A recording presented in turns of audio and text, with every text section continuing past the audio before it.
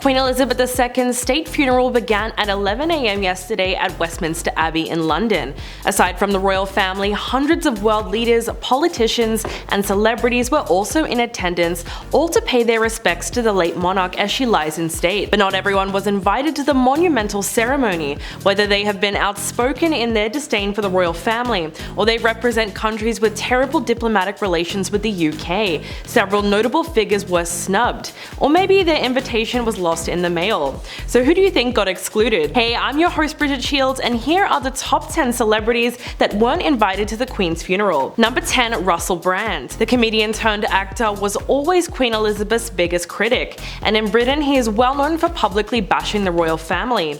Russel Brand used his YouTube show, The Truths, to consistently promote an anti-monarchy sentiment, but it was the content of his book Revolution that really got the most backlash. He said, "I mean, in England we have a queen, for F's sake. We have to call her things like Your Majesty, like she's all majestic. She's just a person. Your Highness, what the F is that? She's so high up above us, the top of a class pyramid on a shelf of money with her own face on it." Russell also criticized the Queen's German heritage and said we should be calling her Mrs. Windsor. In fact, that's not even her real name. They changed it in the war to distract us from the inconvenient fact that they were as German as the enemy. So it's safe to say that Russell was not only dead against the concept of the royals, but seemed to have another level of hatred for the Queen entirely. If you're loving this video so far, please hit that like button, it would really help us out. Number 9, Colin Firth. The English actor won the 2011 Academy Award for Best Actor for his amazing performance as George V in The King's Speech, which was actually a very interesting moment considering his outspoken stance as a British Republican. Colin told Piers Morgan on CNN that he really enjoyed playing King George, and funnily enough, he also had some very kind things to say about the environmental activism and work that King Charles was doing for the country at the time. But Piers asked him if he was a monarchist, and the actor made it very clear that he didn't support the royal family at all. He said, "I really like voting. It's one of my favorite things. As for unelected bodies, it's a problem for me." In fact, Colin was also part of the campaign for the UK to remain a part of the European Union, and called the idea of a Brexit a disaster of unexpected proportions. He also applied for Italian citizenship as soon as Brexit became official. Number 8, Daniel Radcliffe. Although Harry Potter is often the first thing that comes to mind when some people think about the UK, it might surprise them to find out that the main star of the movie franchise doesn't actually agree with how Great Britain is being run.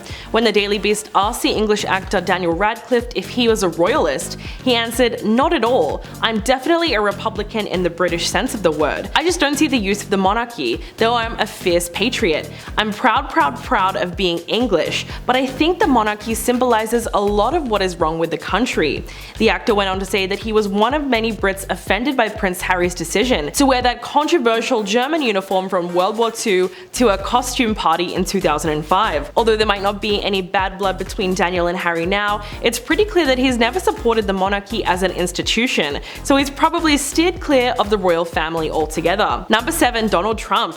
The former president is quite comfortable posting on social media about a number of topics, but just from taking a look at his Truth Social account, you can see that Queen Elizabeth's funeral apparently isn't on his mind.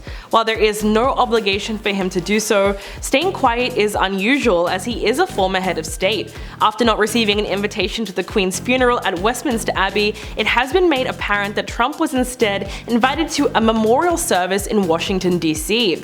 Only President Joe Biden and First Lady Jill Biden were sent invitations to the funeral in London on Monday. According to The Independent, Trump, as well as all other living former US presidents, received invitations to the service, which will be held on Wednesday, September 21st, at the Washington National Cathedral.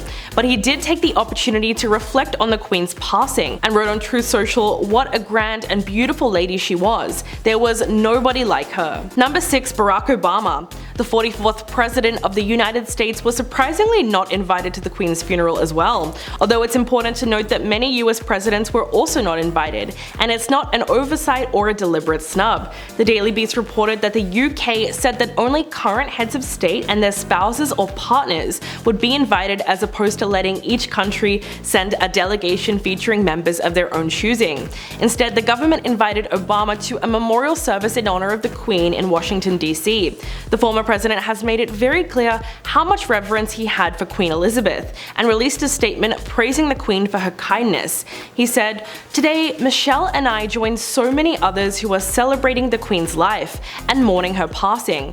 Michelle and I were lucky enough to come to know Her Majesty, and she meant a great deal to us. Back when we were just beginning to navigate life as President and First Lady, she welcomed us to the world stage with open arms and extraordinary generosity." Number 5. Nigel Farage.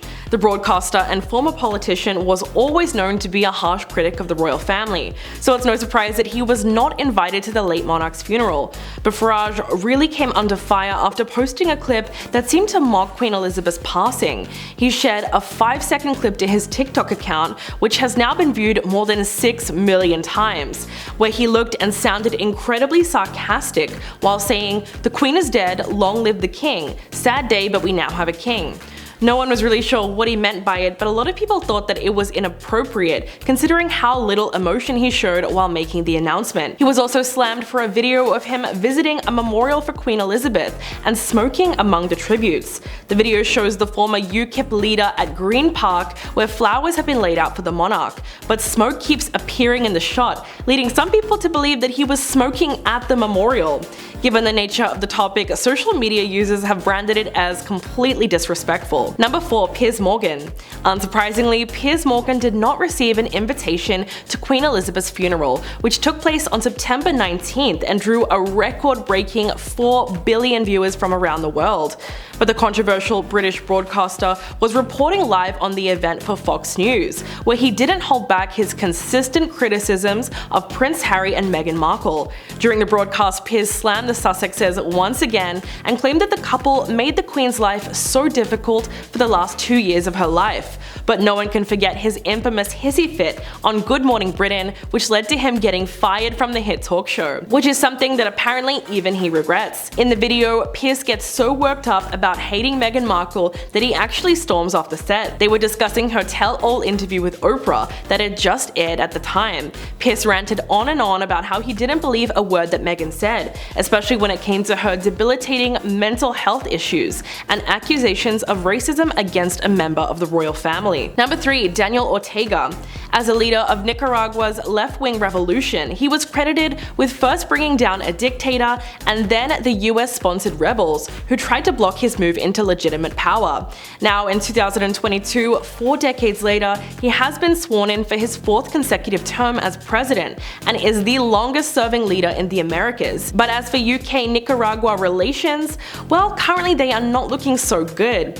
In 2021, Britain's foreign ministry released a statement saying the presidential election that took place in Nicaragua on the 7th of November was an election in name only. It was neither free nor fair. The result is not a plausible expression of democracy. Britain has accused President Daniel Ortega of corruption and claimed that he was dragging the country further down the tragic path of authoritarianism, with an election which was neither free nor fair because all credible opposition candidates had been jailed or disqualified. So the country was only invited to the Queen's funeral with their ambassadors. Number 2. Ebrahim Raisi. Since being elected on the 3rd of August last year, the president of Iran gave his first interview with a Western media outlet, telling CBS that he cannot trust Americans and called the US sanctions tyrannical. In general, UK-Iran relations have always been complex, so while many Iranians are interested in politics, they mostly remain indifferent to the British royal family, ever since the Islamic Revolution of 1979 toppled their own monarchy. In fact, Raisi has avoided official comment on the death of Queen Elizabeth, and unlike many countries with wall-to-wall coverage, state television in Iran is reported to do the bare minimum of coverage on the death of the late monarch, with just one brief announcement along with archive footage and photographs. So it's no surprise that Buckingham Palace didn't extend an invitation to the nation's leader, but they did send one to an ambassador. Interestingly enough, Queen Elizabeth herself visited Iran in 1961 and stayed in the Golestan Palace in Tehran while she was there, accompanied by the country's empress at the time. And coming in at number 1, Aleksandr Lukashenko. The Belarusian politician who has always espoused communist principles became president of the country in 1994. Lukashenko is the first president of the Republic of Belarus, and he is known as the People's Politician, or the President of Ordinary People. In fact, he is still extremely popular in the nation, as in 2020 he got 80.1% of the vote at the presidential election. But at the moment, diplomatic relations between the UK and Belarus are not great to say in the least. On the 29th of July, Anatoly Glaz, who is the press secretary of the Belarusian Ministry of Foreign Affairs, told reporters, quote, "In view of a number of unfriendly moves by the United Kingdom that seek to inflict maximum damage to Belarusian nationals and legal entities, a decision has been taken to downgrade diplomatic relations with the UK to the level of chargé d'affaires. This is due to the fact that the UK has imposed strict sanctions on Belarus for its role in the invasion of Ukraine, a move which the press secretary has called unprecedented." Well, that's everything on the list for today. Thank you guys so much for watching, and I'll catch you in the next video.